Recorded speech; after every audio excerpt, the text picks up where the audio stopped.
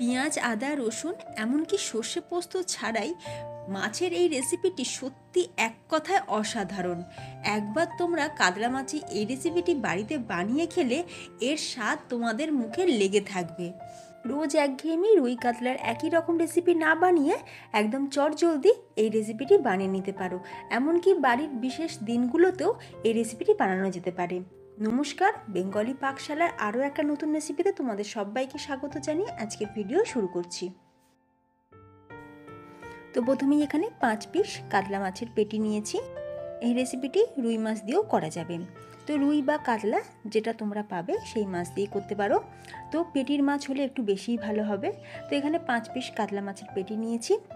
মাছটাকে ভালো করে পরিষ্কার করে ধুয়ে জল ঝরিয়ে নেওয়ার পর এবার মাছের মধ্যে খুবই সামান্য একটু হলুদ আর স্বাদ অনুযায়ী একটু নুন মাখিয়ে মাছটাকে আমি কিছুক্ষণ রেখে দেবো।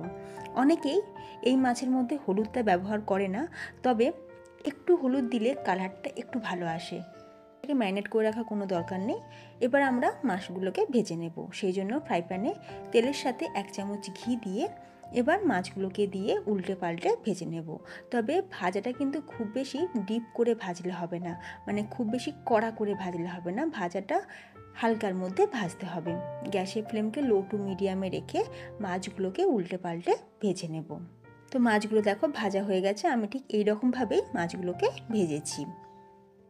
তোমরা দেখতেই পাচ্ছ মাছগুলো কিন্তু খুব বেশি আমি লাল করে ফ্রাই করিনি। একই রকমভাবে বাকি দুটো মাছও ভেজে তুলে রাখবো।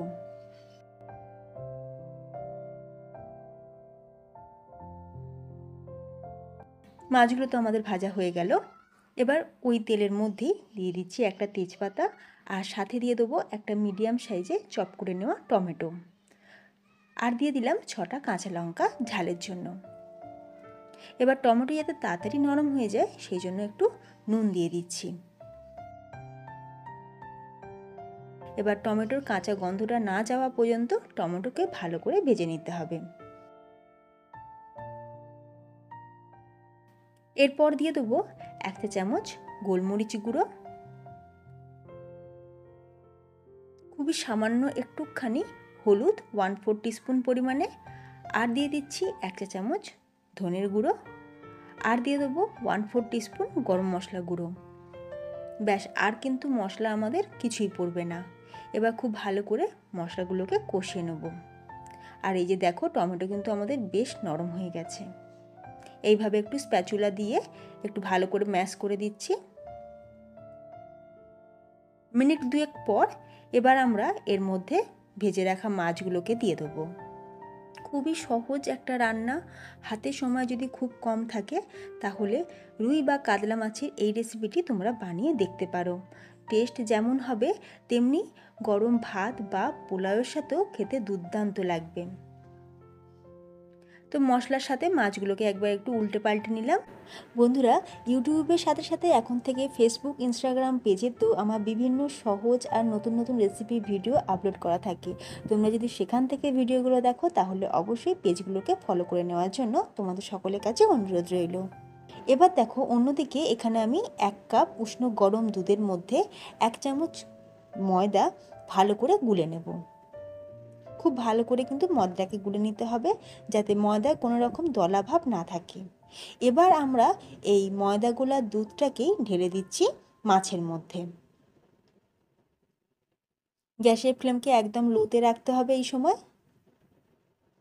এবার একবার খুব ভালো করে মিশিয়ে নেব।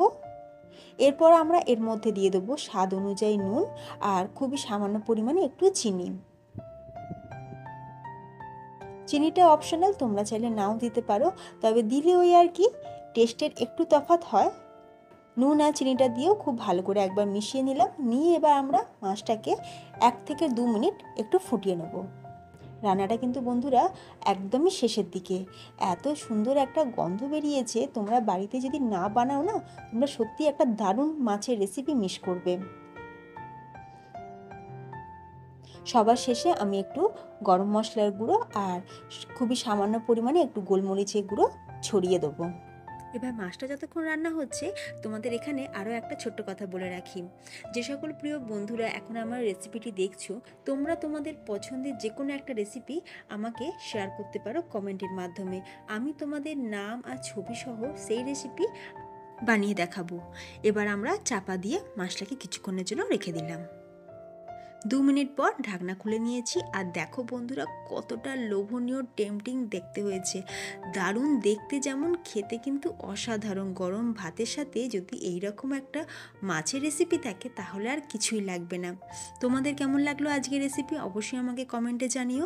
রেসিপি ভালো লাগলে ভিডিওতে লাইক দিও, শেয়ার করো, তার সাথে চ্যানেলটি সাবস্ক্রাইব করে পাশে থাকা বেল আইকন অবশ্যই প্রেস করে রাখবে। তাহলে আমি চ্যানেলে যখনই ভিডিও আপলোড করব তার নোটিফিকেশান সবার আগে তোমাদের কাছে পৌঁছে যাবে। তাহলে ভিডিওটা আমি এখানেই শেষ করলাম। ধন্যবাদ।